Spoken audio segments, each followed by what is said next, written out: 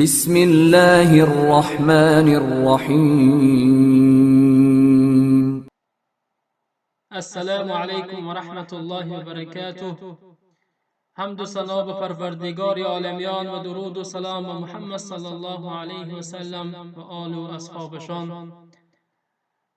اما بعد، از سلسله های درس برنامه مسلمان زن در رمضان، 24مین برنامه این است که هنگامی که اذان شام را شنوی یا اینکه وقت شام درآید، دهانت را گشا دو خواهر عزیز.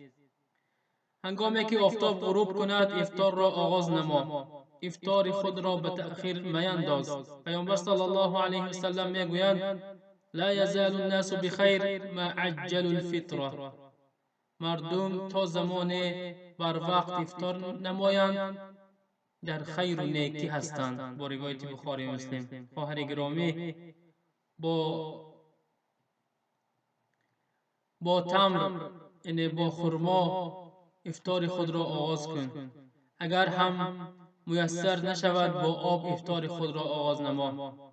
انس رضی الله عنه میگویند پیامبر صلی الله علیه و سلم پیش از آن که نماز را بخواند و چند خرمای رطب افطار میکردند، و اگر خرمای رطب نباشد با چند خرمای تمر، و اگر آن هم نباشد با جوری آب افطار می نمودند. با روایت ابو داود.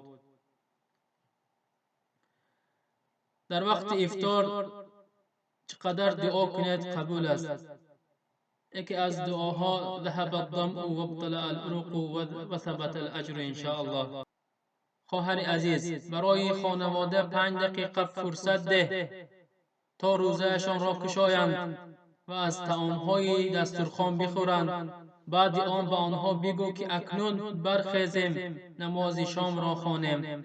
پس از نماز باز افطار را ادامه می دهیم. همه خوراک ها را پیشکش آنها مکن. بعضی از طعام ها را پس از خواندن نماز شام به آنها تقدیم نما، تا اینکه از سبب طعام نماز شام قضا نشود. دیگر برنامه این است که نماز فرض شام را بخوان. نماز شام نیز یکی از نمازهای فریضه می باشد. وقت نماز شام نسبت به دیگر نمازها کوتاه‌تر می باشد. از این خاطر به ادای نماز شتاب بکن. پیامبر صلی الله علیه و سلم میگویند امتی من تا زمانی که نماز شام را تا نمایان شدن استارگان به تأخیر می اندازند در خیر و نیکی هستند. و دیگر برنامه این است که سپس 2 رکعت نماز سنت شام را بخوان. نماز سنت شام اجر و ثواب بزرگ دارد. پیامبر صلی الله علیه و سلم این نماز را بر دوام می‌خواندند. مستحب است که در رکعت اول سوره کافرون و در رکعت دوم سوره اخلاص را بخوانی. و دیگر برنامه این است که پس از نماز شام باز افطار خود را ادامه بده. بعضی از طعامها را پس از نماز پیشکش خانواده بگردان تا اینکه کمی قوت بگیرند و به نماز خود خفتن و نماز تراویح آماده شوند. از الله میپرسم که هر یکی شما را الله موفق گرداند. و صلی الله علی نبینا محمد و علی آله و اصحابه اجمعین.